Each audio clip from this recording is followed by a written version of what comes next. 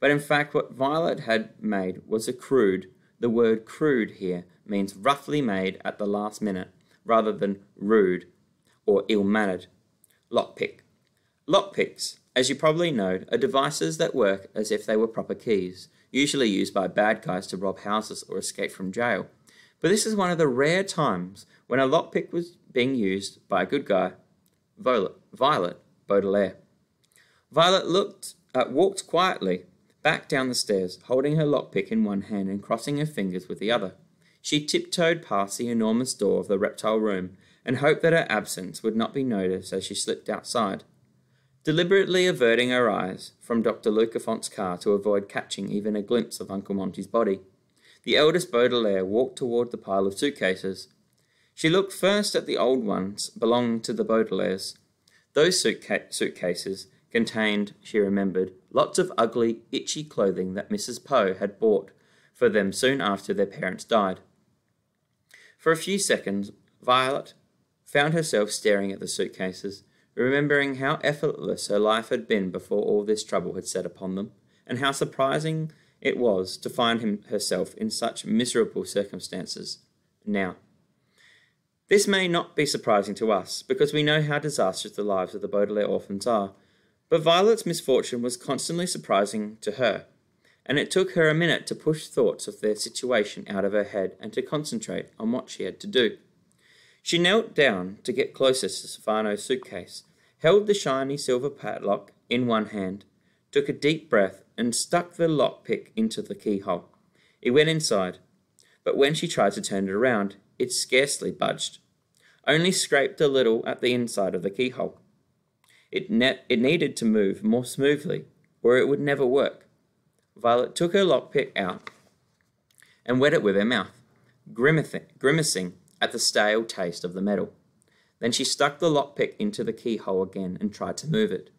It wiggled slightly and then lay still. Violet took the lockpick out and thought very, very hard, retying her hair in the ribbon. As she cleared the hair from her eyes, though, she felt a sudden prickle on her skin. It was unpleasant and familiar. It was a feeling of being watched. She looked quickly behind her, but saw only the snake-shaped hedges on the lawn. She looked to the side and saw only the driveway leading down to Lousy Lane. But then she looked straight ahead, through the glass walls of the reptile room. It had never occurred to her that people could see in through the reptile room's walls as clearly as they could see out. But when she looked up, Violet could see, through the cages of reptiles, the figures of Mr. Poe leaping up and down excitedly.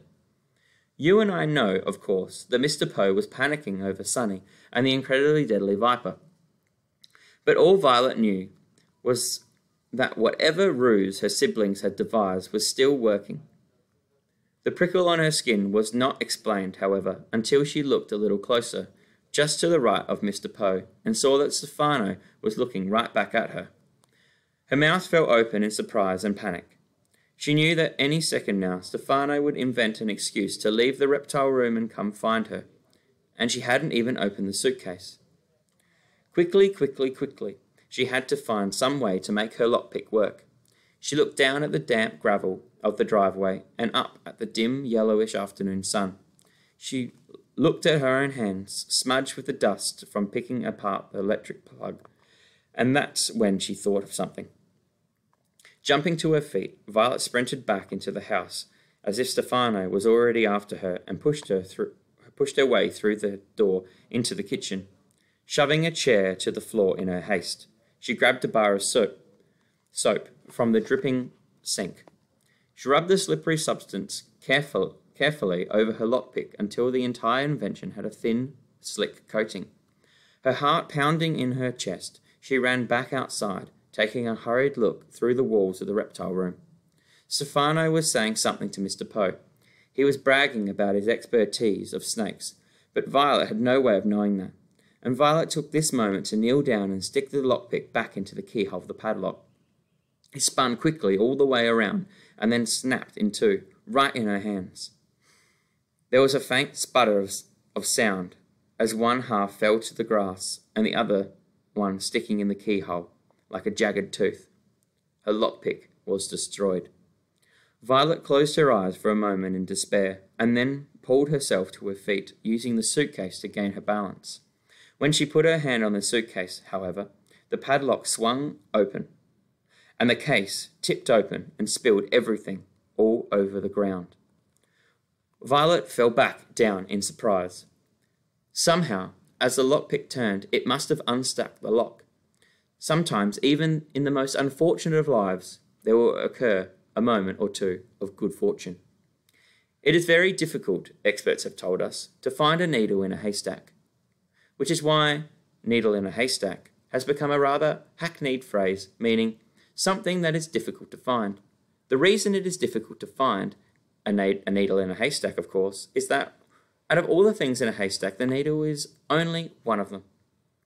If, however, you were looking for anything in a haystack, that wouldn't be difficult at all, because once you started sifting through the haystack, you would most certainly find something. Hay, of course, but also dirt, bugs, a few farming tools, and maybe even a man who had escaped from prison and was hiding there. When Violet searched through the contents of Stefano's suitcase, it was more like looking for anything in a haystack, because she didn't know exactly what she wanted to find. Therefore, it was actually a fairly easy way to find useful items of evidence. A glass vial with a sealed rubber cap, as one might find in a scientific laboratory. A syringe with a sharp needle, like the one your doctor uses to give you shots.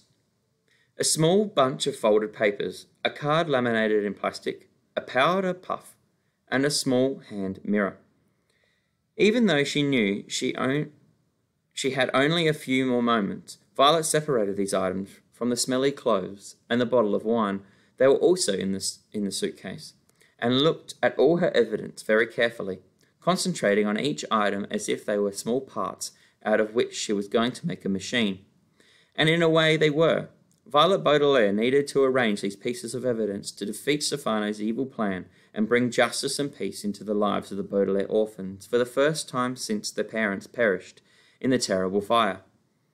Violet gazed at each piece of evidence, thinking very hard, and before too long, her face lit up the way it always did when all the pieces of something were fit together properly, and the machine worked just the way it should.